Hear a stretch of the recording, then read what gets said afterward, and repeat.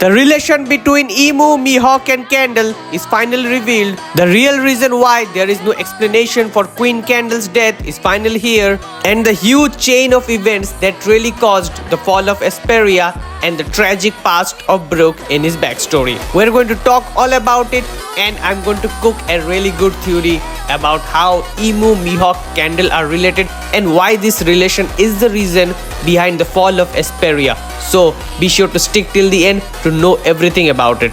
But right before that, one small request, and that is to like this video, share this video to your fellow One Piece and anime fans, subscribe to our channel Anymotion. Now let's get back into the main video. So let us first talk about the real relation between Queen Candle, Mihawk and Emu, and how this relation is the main reason behind the fall of this musically good kingdom of Esperia.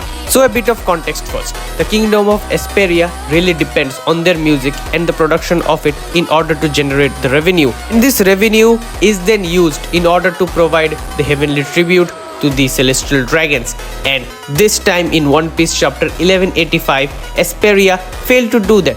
Why? Because a certain fog or a certain thick layer of fog really covered this whole land, and all the musical instruments suddenly stopped working. And that is pretty bizarre. I would go to say this fog is celestial dragon, and it is pretty bizarre because Oda generally keeps a really good focus on the celestial dragons. Even in God Valley, celestial dragons did get a lot of focus, even though there were far more bigger players at play in the island of God Valley. So here Oda didn't really focus on it, and I think it is pretty important because he's kind of overshadowing this by keeping it in the background, but it is really important. So now let us for a moment drop the allegation that Candle is a holy knight. Although I know a lot of people really believe that she is still a holy knight and she might have went back to Marichua and she might be the real culprit behind it, but for a moment let us consider that she is not.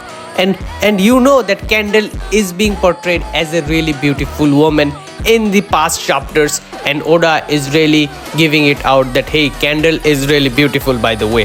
So what if the celestial dragon skirmish with the kingdom of Esperia is none other than Candle herself, and the skirmish between them is nothing else than the celestial dragon wanted Candle to be his wife. Obviously the kingdom of Esperia rejected it, but this is the main point of the skirmish. He really wanted Candle to be his wife because again we know how celestial dragons are. And anyone remember the doctor couple? You know, I'm not going to bring back any more trauma, but you should remember that what could a pretty interesting theory that is still out there in One Piece, and I really like this one. But it really shows that how Mihawk grew. Even though he had Naruna family blood, he still grew up in the normal land of One Piece, and now we know how much of a good person Mihawk is. Mihawk is actually a good person. We know that for a fact. This is the theory I cooked for this video. I hope you guys like this. If you guys watched this video till the end, be sure to hit that like button, share this video to your fellow One Piece and anime fans, subscribe to our channel Anymotion. Now with that out of the way, I'm out. Peace.